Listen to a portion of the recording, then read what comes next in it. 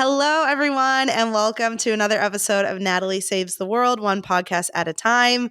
Today, I'm very excited to have someone very special in my life here on the podcast. My mom. My mom's name is Tara Riley. She's a very talented artist and educator. She's been in the art field for over 30 years. And I'm really excited to have her here today with me. We're going to be talking about art as a vehicle for creativity, as a vehicle for a career, and as a vehicle for reinvention and healing. And I'm really excited to have my mom here with you all to share some of her wisdom. So welcome, Tara. Welcome, Mom. Is there anything I forgot in that intro? Anything you want to add? I want to add, first of all, that I'm really happy to be here, and thank you for even considering working with me on this. It's quite an honor. And that was a lovely introduction. Yay. Yeah. Happy to hear. Okay, great. So we're talking today about art, and not just the pretty kind, but art that can save you, art that can really heal you, helps you start over, and helps you grow and even change your life. My first question for you, I want to talk about the concept of art as a tool for healing and emotional resilience, especially restoration. So, Mom, what is a moment in your life when art really helped you process something or heal from an emotionally difficult situation, process something painful? I can think of a lot of examples, Natalie. One that really stands out for me is when I was recovering from a divorce and I had time to myself for the first time in over a decade. And time to myself, meaning like quiet time where I could reflect and be introspective and really take care of my own healing and recovering from that experience. That was a wonderful opportunity to dive deep into my art practice once again. Do you think that everybody is born creative, or is it only certain people? Oh, absolutely. Everyone is born creative. There's no doubt in my mind that we are all humans are meant to create. We can make tools, we can make clothing, we can create shelter for ourselves. It's innate in our humanity. But Right. I also believe that a lot of people don't recognize or even acknowledge that they are creative. I've often, especially as a teacher, heard people say, "Oh, I'm not very creative," or "Oh, I have no artistic ability." And Right. creativity can be expressed in so many ways. It's not just artistic expression. It's not always, the ability to draw or sculpt something or play something beautiful on an instrument, but often it's expressed in how a person presents themselves or how the environment they create around themselves in their home or in their garden or the way that they cook and arrange the food on a plate. I mean, it could be business skills. Business is a super creative industry. Even engineering, that's very creative. Engineering also. I Right. mean, there's so many different ways that it can manifest. I think that sometimes people don't have the confidence because they either didn't get the support that they needed or the encouragement, or something traumatic happened to shut them down and they fall into some unhealthy behaviors or unhealthy patterns of behaving that Right. blocks them or stops them from expressing their creativity. It's like they become numb or they almost are in denial of the fact that they are creative and they have tremendous potential. Kind of similar to the concept of writer's block, like when someone just, can't be creative, they max out on their creativity. I think, yeah, maybe. No, writer's block is different. I think writer's block is when you've exhausted your ideas and you just need to re-nurture. You need to refill that space by putting Right. in new information and new stimuli and new ideas. Right. I think those are different things. Okay. I think this is a deeper type of more psychological denial or blockage. Interesting. Mm-hmm. Wow. So, for somebody who's going through a tough time, whether that be a breakup, some form of loss, some form of identity change, how would you recommend they get started using creativity to help them heal? That's a really interesting question, and it might be different for a lot of people, but the most immediate thing that comes to mind for me is to journal, to start writing down Right. ideas, to start dreaming, writing a wish list. Oh, I would love to do this with my life. I would, 5 things I'd really always wanted to do, 10 things that I would do if money were no object, places I'd like to go, there's hundreds of prompts you could use to get lists going and to get stream of consciousness going. But journaling also helps you to get in touch with your soul. It takes you again inside into your quiet, pure Your deepest spiritual self. self, into your Right. deepest, most spiritual place. And you don't have to ever share it with anyone. You can tear it up, you can burn it, or you can save it and then reflect on it later. And Yeah. that's the easiest thing. Another trick that helps when you feel somewhat blocked is to just change your environment. Sometimes you need Right. to go somewhere you've never been. If you're at home, it might mean rearranging the furniture or moving the things around, cleaning out your closet, decluttering. All those things help clarify and remove blockages. They remove clutter. Clutter just keeps your mind preoccupied, and it keeps you holds you back. Amazing. Yeah, so true. Sometimes even just being somewhere beautiful can be a great source of Spending inspiration. time in nature. Nature. Yeah.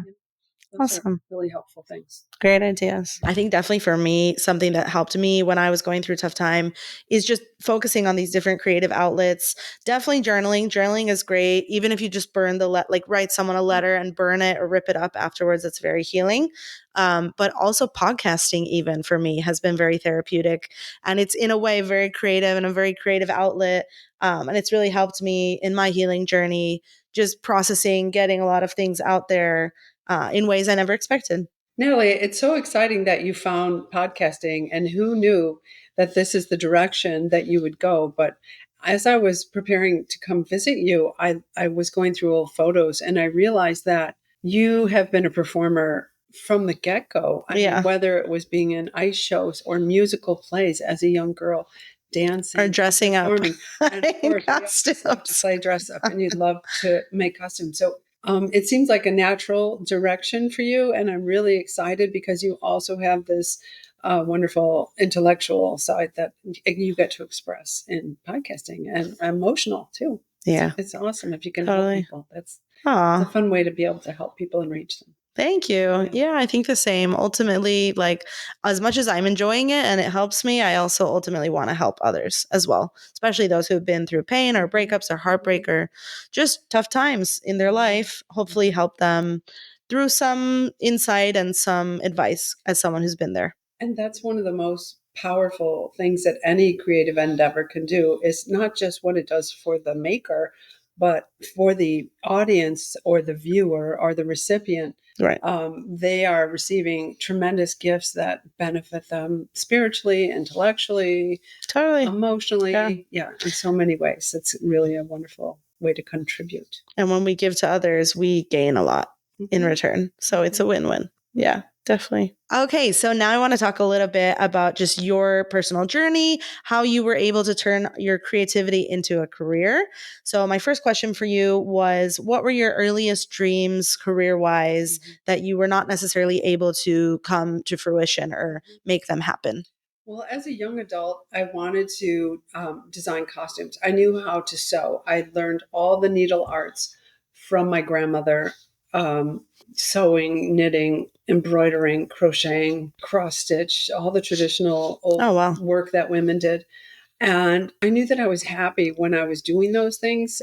Maybe it was the Zen or just being lost in the moment that I enjoyed so much. Doing something with your hands too. Everyone always said, "Oh, you're so creative, blah, blah, blah." But I had never studied art. I never had time to sit down and draw or paint anything or really focus on art, yet it was all around me. So my first dream was to become a costume designer. Wow. I thought, well, I could take all these skills that I have and make them, make beautiful things for the movies. And I especially love historic film and fiction and wanted to make historic costumes. So I pursued that path at university and made costumes for a small local theater group for several years.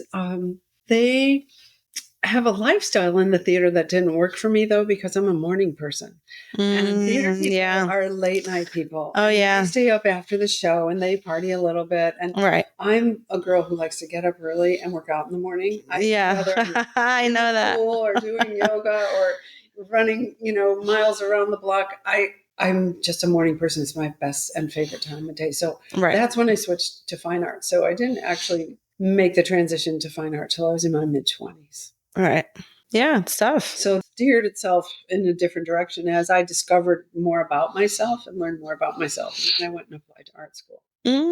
Very nice. Awesome. Do you want to talk a little bit about that, your experience at school? Yeah, I went to a really fabulous art school. The best thing that happened there was my exposure to living, working artists. What was the school? Oh, the School of the Art Institute in Chicago. Of Chicago. Which is a conceptual art school. It's not an academy or atelier. It's really a conceptual school. Hands-on. Yeah. Oh, yeah. Hands-on. And they want you to explore all media and try everything in your undergraduate program so that you can then spend the rest of your life figuring out what you're going to do with it. Right. Which is what I've been doing. It's tricky. Yeah. It is tricky. And for me, it was a little overwhelming at first because once I got there, I realized that most of the other students have been making art since they were like 10 or 5. And they had all these skills that I hadn't yet developed. So I felt I was always playing catch up. And I also was working. I was working to support myself and living on my own throughout the whole experience. So I didn't probably benefit from the social relationships. I didn't get to network. I don't have a single friend from that experience. Wow. With the exception of when I did a study abroad. I did manage to make that happen. And I didn't have to work during that time. Do you want to talk a little bit about your experience studying abroad? Oh, it was awesome. I went to Florence, Italy. It was a dream come true for me. I had studied Italian in high school and in college. And you're half Italian, right? Oh, your roots? Side, yeah. Second generation. But I was always interested in that beautiful language. And so I got to go. I saved up money. I worked really hard and saved money to go study over there. And it was the first time in my life that I could just focus on studies. Studies, right. Because I'd had a job since I was 14 and I always had to provide for my own financial needs and stability. And the opportunity to just focus on art was amazing. And it's like Disneyland for the Renaissance there. I mean, it's just overwhelming, the amount of history and art. And I love all the allegory and it was just a generally great experience. I would encourage anybody who has that opportunity to go study somewhere else to do it. Awesome. So now I want to talk a little bit about just art as a career. Do you think it's truly possible to make a living from your art? Or do you think that something gets lost when creativity becomes a career? That is a loaded question. Yeah, it's a tough one. It's definitely possible to make a living and a full-time career out of your art. Right.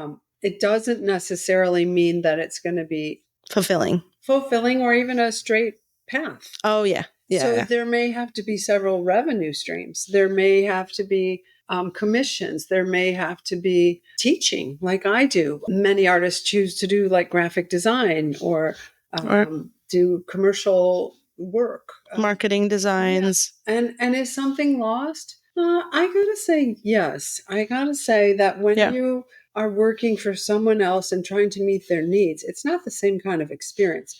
You're selling your skill and your knowledge, but you're not necessarily working from the heart place of the same in your heart, right? The same level of inspiration in your heart. In fact, I'm in a networking group right now where some of the artists are struggling with their commissions because they're not feeling it. And yet they have a deadline, and it's like, this isn't what I would really want to be doing, or it isn't what I really choose to do. Early in my career, I used to paint murals and I would go into people's homes and paint their children's rooms.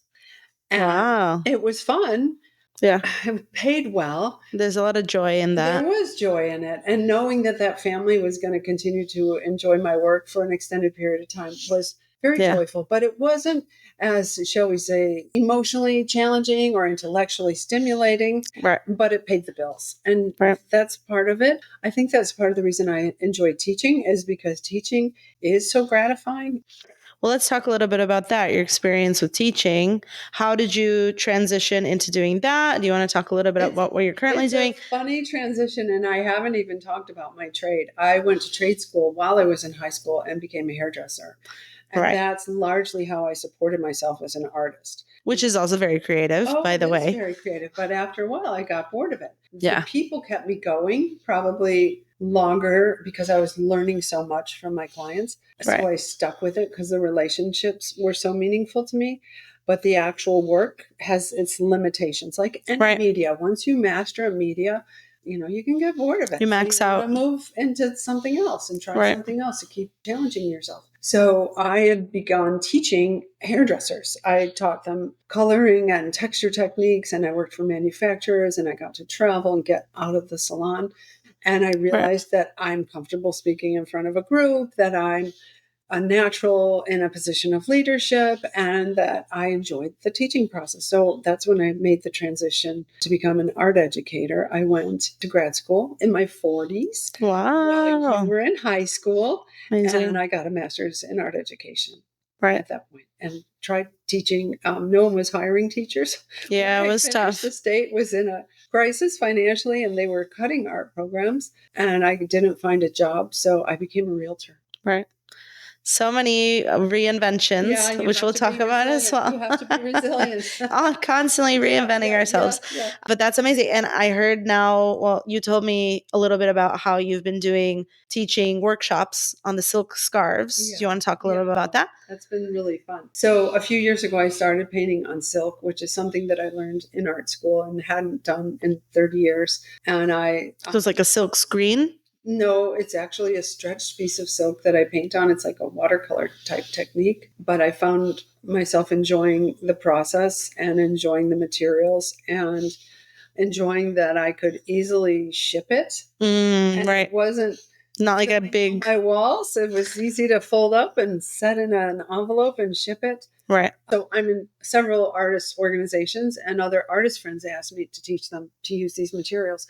So I started teaching in my garage. I set up a studio. Wow, amazing. In my garage. Yeah. And I got groups to come in and paint scarves, and they spend a few hours. And it was so joyful for me to be able to share this process. And also I learned so much from the students. But I recently pursued and was hired as a member of the faculty at the Fine Line Creative Arts Center, which is in St. Charles, Illinois. It is an amazing place, and I'm really excited to be part of that community. And I've really loved teaching there. I found that I really like working with adults. Yeah, adults can be fun for sure. And what about your art residency? Do you want to talk a little bit about that? Yeah, I taught there too. I forgot about that. Last year in the summer, I worked as 2024. 24. Okay. End of summer, I was in the YMCA of the Rockies in Estes Park, Colorado. They have a beautiful art building there where they have all kinds of hands-on experiences for people to do making and all media. Crafting as well. Crafting, and it's called the Craft and Design Building or Craft and Art Building. I don't remember, but it's a large building with several studios and classrooms in it. And I was teaching there mostly jelly plate printing, which is a super fun activity, and doing demos in their silk painting area as well. Awesome. Yeah, it was super fun. And what sort of thing did you teach? Did you also teach the silk scarves as well? No, not there. They have a room there where they sell the visitors or the guests. They sell them a template for painting on silk. They have a silk program in play, but it's more like color by number, and that's not the way I teach. Right. So I taught gel plate printing, which is a wonderful, fun medium for anyone with any skill level. It's a way of monoprinting. If you remember in school learning the linoleum block printing, where you cut into the block and you print it and stick. Oh yeah, right. That, except that you don't do any cutting. You just paint on the gel plate, and then you press the paper on top, and you can make impressions. And it's very satisfying and fun and fast. Yes, awesome. It was suitable for people who wanted to come in for 2-hour workshops. I think something that's so interesting about these workshops, I recently did a painting workshop, and we were tasked with creating a tree, just painting any tree that we wanted. And what I thought was so interesting was that we all were given the same materials, the same colors, the same paintbrushes, etc. And yet all of the end results were so incredibly different. And I just thought, how neat is that? How special is that? When people are tasked with creating the exact same prompt, given the exact same instructions, the art that they create is so, so different and unique. That is actually one of the most beautiful and joyful things about the creative experience is that each human has a unique voice and a unique form of expression. And given the same materials, whether I was teaching in a middle school classroom or teaching adults or seasoned artists, you're going to get a different result from every person. Yeah, it's very fun. Yeah, I'm glad you did that. I bet it was a lot of fun. It was awesome. And that's why I think people really like doing those workshops. Because you get to see the different results. Yeah. Your students too. You get ideas, they inspire you. Totally. They maybe choose a color you never would have thought of or make a mark in a way you never tried. Totally. Yeah, it's wonderful. Awesome. Okay, so what advice would you give someone who is trying to start a business with their creativity, whether that means freelancing, being an entrepreneur, or just carving out enough creative time for their art? I would say, first of all, you have to be consistent. Right. To see anything grow, it has to be watered consistently. Right. So you can plant a seed, but if you go and ignore that seed, it's not going to go anywhere. So having a consistent practice is crucial. Setting up a schedule for yourself. Even if it's just once a week, when you can squeeze in a couple hours, or whether it's every day, but get a consistent practice going and things will slowly start to grow. The second thing is not expecting perfection. So it's not going to be a straight and narrow path. There will be setbacks. Life sometimes gets in the way, and you have to forgive yourself for the mistakes you're going to make and for the risks that don't work out. But you can't be afraid to take those risks. So peaks and valleys. One foot in front of the other. But sometimes you're going to trip and fall, and you'll have to get back up and keep going. Nobody's perfect. And also keep your mind and your heart open to being able to change if it doesn't work. Right. Pivot. And sometimes we think that we're going to do one path, and then our eyes are opened up to something totally different that we hadn't initially planned for. And that's beautiful as well, that being open-minded and open to those changes, changing your direction unexpectedly. So there's really the third thing is that you need to create some community for support. Totally. So meeting up with other people who are doing similar challenges. Yeah. Whether it is a business group or a bunch of other writers or visual artists, get together with them. If you're going on a risky creative journey, not a lot of people just look and roll their eyes and they think you're a little nuts.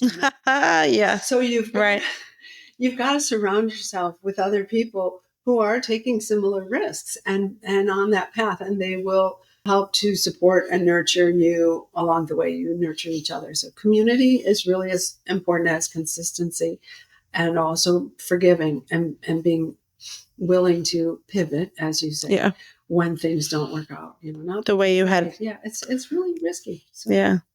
But I think, exactly. And we need to forgive ourselves and be kind to ourselves. And sometimes something unexpected can turn into something even better than we had originally planned. And I think also, especially for me with doing ceramics, I didn't even mention this, but I also as a hobby love to do ceramics for years on the wheel, especially. And sometimes the mistakes actually end up turning into the most beautiful, unique pieces because it's different and it's not so cookie cutter. And I think especially now in this era of AI and robotics where everything is perfect and flawless every time, or flawless, right? What's going to be more and more special, especially with art and artisan products, is something that's different and handcrafted and unique. In the visual arts right now, we're calling that authenticity. You want to show the rawness, the flaws. Yes. Want to show that it's not made. And that's why I think my silk scarves are so special and special, because they don't look like they've been printed by a digital printing machine. And you can see the artist's hand, you can see the brush strokes, you can see where the paint smeared or blurred or ran through the lines. And I think people love it. Yeah, I agree. It's unique. And I think as we go forward with technology and AI, people will crave that more and more. Totally. And that's why artisan markets have become so popular. Totally. I agree. People want to support the independent artists. So I really agree with what you said about the journey and how, we're never going to be perfect and there's always going to be ups and downs. And sometimes we pivot and take a turn that we weren't necessarily expecting. And I can say personally in my own journey, so now I'm trying to launch my own business, a few other side initiatives like this podcast. And they're not necessarily things that I have planned or I knew I wanted to do forever. But, actually the podcast I did want to do for a long time. I was just too afraid to do it. I didn't know But, that. I think that sometimes in life, especially with work and my journey now with being an entrepreneur, you're doing a million different things. You're kind of running around you're wearing many hats. You're doing a lot of different things at once and being pulled in different directions. And you're absolutely right. You're never going to be perfect. It's never just this completely perfect straight line. It's always got little peaks and valleys and ups and downs. But ultimately, that's what helps you grow. And the consistency pays off. Yeah. That's where the consistency pays off. Totally. And I think for me with launching my own business, the path that I'm on right now, I just sort of fell into it. And like we said, with the pivoting, it was just, I pivoted into one direction and then I realized, oh my gosh, there's so many other things that I enjoy and I have a passion for. And there's ways to actually make money through those outlets as well. And then it just becomes a win-win-win because you enjoy it, you're helping your clients, you're helping your customers, and you're being creative and getting that creative outlet into the world. I just see it as a win in every aspect. That's awesome. And then it doesn't feel like work, right? No, when you really love. No, when you love what you do, it doesn't feel like work, and you never. You enjoy being busy, yeah. You're like, let's people keep always going. say, a lot of my friends have retired, and I'm like, I don't want to retire. Yeah. I don't want to stop. I love what I'm doing. Yeah, totally. So I wanted to ask you, just going off of this topic with creativity and reinvention as well, with entrepreneurship and business, what does reinvention mean to you at this stage of your life or in this season of your life? At this season, I am for the first time able to just focus on my art. With you and your sister living far away and my stepchildren all independent and on their own, I'm able to really have time to myself in a way that I haven't had since I was in my 20s. And it's been absolutely delightful. And I've seen my art grow in ways that, and my own person has grown in ways that I never could have thought possible before. So I guess, amazing. I guess it's a blessing is what it is in this season. And reinvention, I have most of my students end up being, many of my students, not all of them, but many of them are in a similar season of their life. And they've set aside, especially women, set aside so many of their creative passions to raise a family. Right. And now they are coming back to it. And it is so joyful and playful. And it's almost like a second childhood. It's like, we get to creatively explore together and try new things together and encourage and support one another. And it's quite lovely, actually. I'm so grateful that I have this time. Amazing. Yeah. I'm very happy for you. Or where it will take me, but I'm certainly enjoying the ride. Amazing. So happy to hear that as well. Thank you. The other thing I didn't say about this season is that I don't have to rush. Yeah. I spent decades rushing to meet a deadline and rushing to finish things because I only had a couple hours to myself. Right. And now I can exhale and be at peace. And it's just joy. Very special. Yeah. It's really joy. It allows me to go deeper. It allows me to try harder, make things more refined. It's been just a wonderful, wonderful gift. So more time, Amazing. Yeah, it's like a pause. Yeah. Take your time. Well, because I think with art, we could just do it for hours and hours, right? And a lot of people throw out. You can see if you scroll online, you see a lot of mediocre art just being thrown out there. Yeah. And there's nothing wrong with that. People need to keep creating mediocre art. There's certainly market for it. Yeah, it's fine. If you're just making stuff just to make it, but to take your time and make something really good, it's really a blessing. And I'm grateful to have that experience now. Amazing. Yeah. Happy to hear. Thanks. So what would you say to someone who's in the later seasons of their life, who's starting over and feels like it's too late to start something new? I would say it's never too late. I would say we're all beginners. Honestly, every time you face a blank page Right. or a blank piece of canvas A new or chapter. a new chapter in your life, we're all beginners. Every day I walk into my studio, I'm a beginner. I don't know what's going to happen. I don't know what's going to come out of what I'm doing. And so a beginner it's a joyful thing, actually, because so often someone who has no creative points of reference can do something totally spontaneous and authentic. Yeah. And it can be extremely refreshing. And other artists who've trained for decades look at it and go, wow, I never would have thought of doing that. Or I don't even know if I could do that. So there's no reason to not start. Life is for living. Totally. Yeah. Yeah. And we can always reinvent ourselves, as we said, and start over. And I think that a lot of people are just very afraid of the uncertainty. Well, that's something that then you have to dig deep and look at that and see what those voices are that are telling you that you can't do something. And that's the inner critic. That's where the real emotional growth happens. Totally. Tackling those challenges and trying things you've never tried. Totally. And I think when we're pushed out of our comfort zones, that's when we grow the most, right? Yeah. In fact, I recently had an experience where I was accepted into a very prestigious show, and I had some exciting. What we call imposter syndrome. What's the show? Oh, it's called our Craft to Wear, Smithsonian Craft to Wear at the Smithsonian Museum in DC. Yeah, Washington D.C. It's produced by the Smithsonian Women's Committee. Wow, they do this once. Amazing. And thank you. And I was excited about it. So when is the show?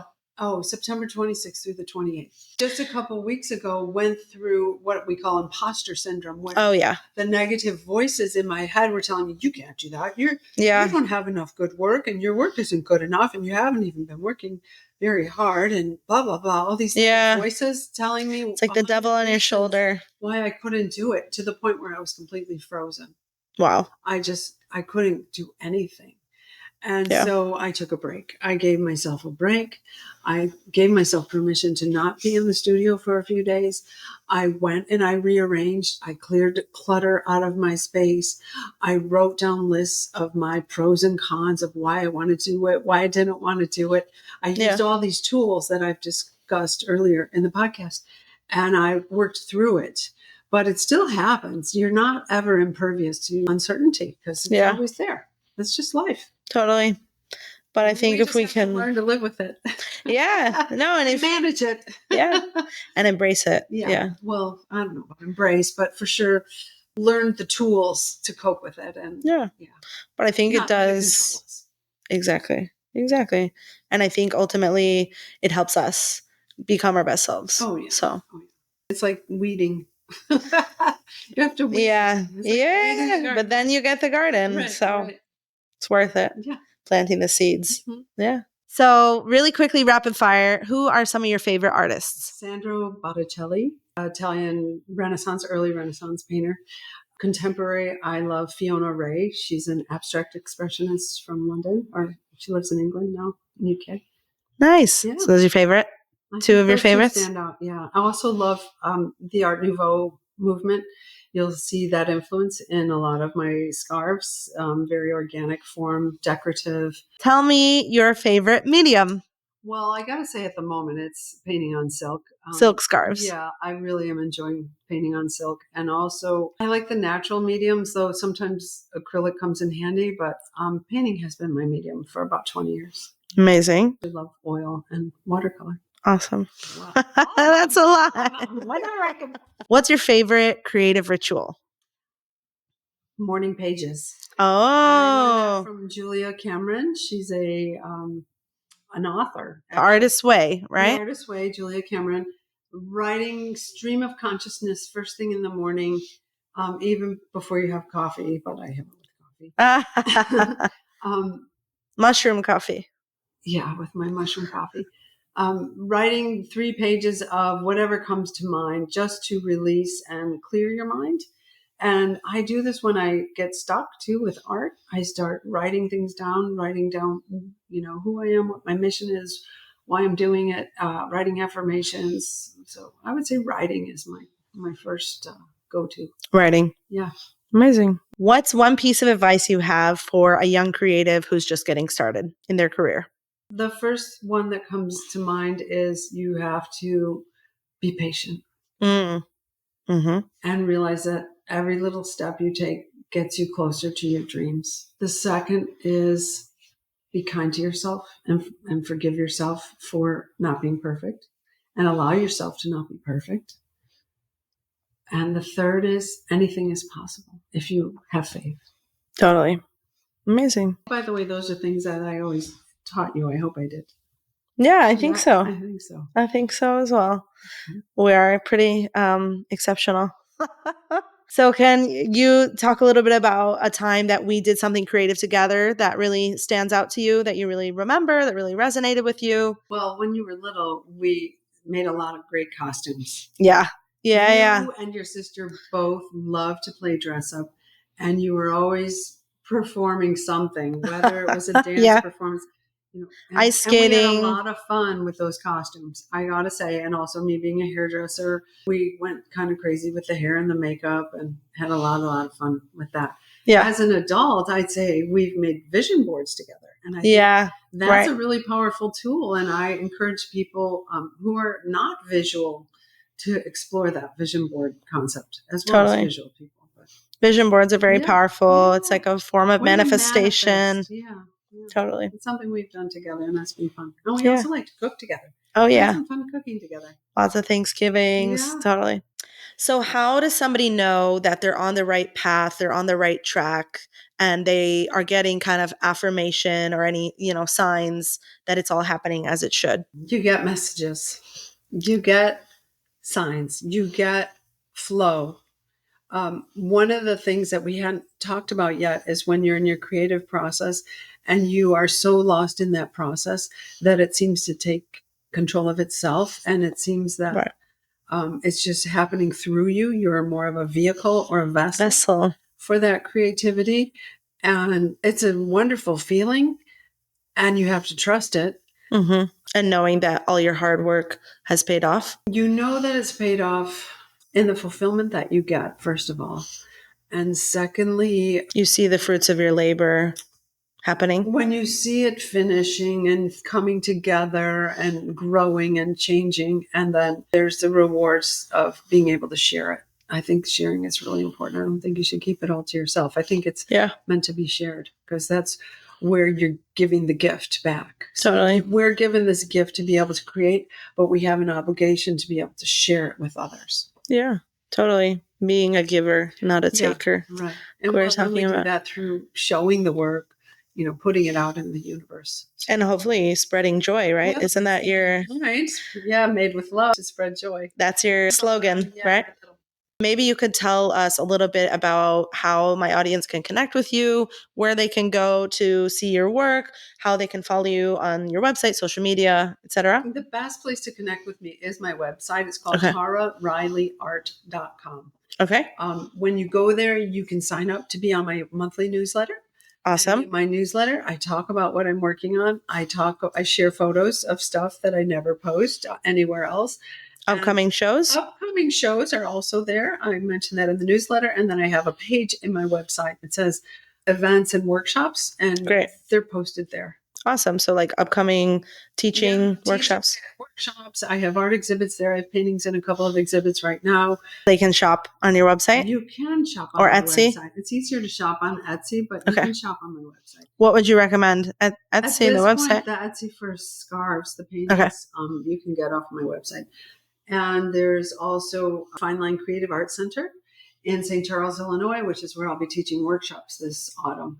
Awesome. Oh, and of course, the Smithsonian Show. Yeah. If you're in the DC area, come and see me at the Smithsonian Show, September 26th through the 28th. It's in the Arts and Industries Building, which happens to be the oldest museum on the entire museum campus. It's a beautiful, old, historic building. Any other shows that you want to mention? Anything else? Oh, I have a show. I have actually 2 shows up right now.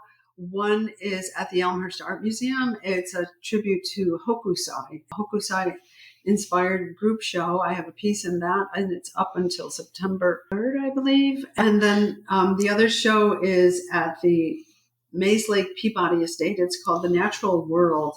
And I have a piece in there called Growing Through the Fence. And I call it my ugly painting. And it was conceived when a friend challenged me to create an ugly painting. Right. Because I was telling her how people always say my work is beautiful. And I'm like, but it's more than beautiful. It's meaningful. It's spiritual. Right. There's so much more to my work than just beauty. And right. I don't get that feedback as much as people always saying it's beautiful. So she said, well, why don't you try to make an ugly painting? So I did.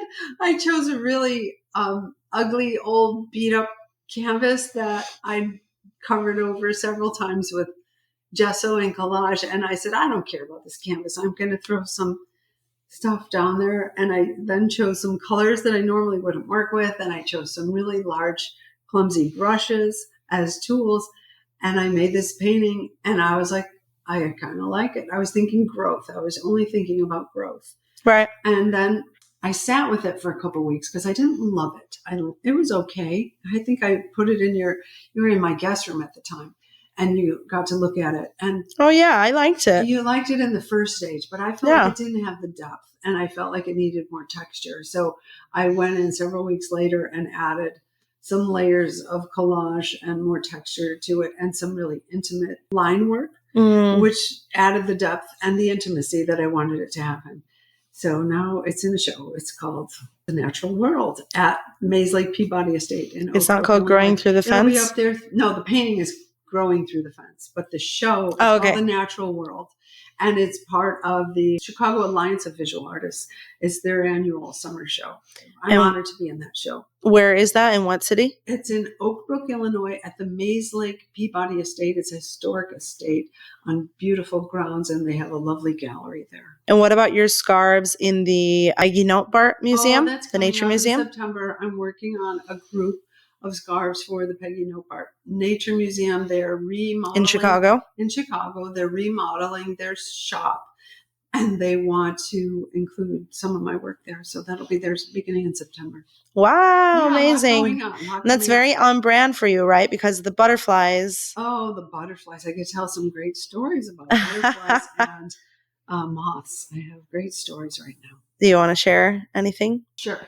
So I've been working on some butterfly scarves for my kids always called Nopart Museum. They called it the Butterfly Museum. Right. Because there's a butterfly exhibit. There's a haven there which has thousands of butterflies in it. So it's pretty awesome. I was working on some scarves for that. And I went out into my garden to turn off the sprinkler the other day. And I saw this giant moth. It was bigger than my hand. And it was colorful.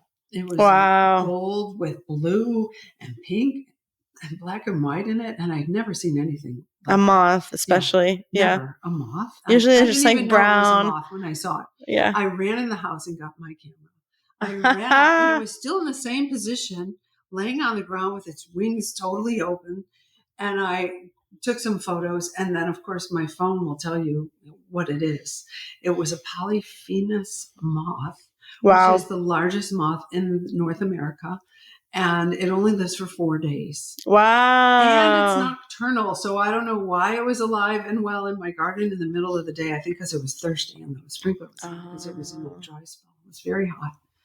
And so it has 4 days to mate and lay its eggs. It has to find a mate and lay its eggs in 4 days. And how does it get that big in 4 days? Yeah, that's crazy. It's crazy to me. But wow. Described that to my husband. He said, talk about speed dating. That's really so the moth kidding. Has to speed date.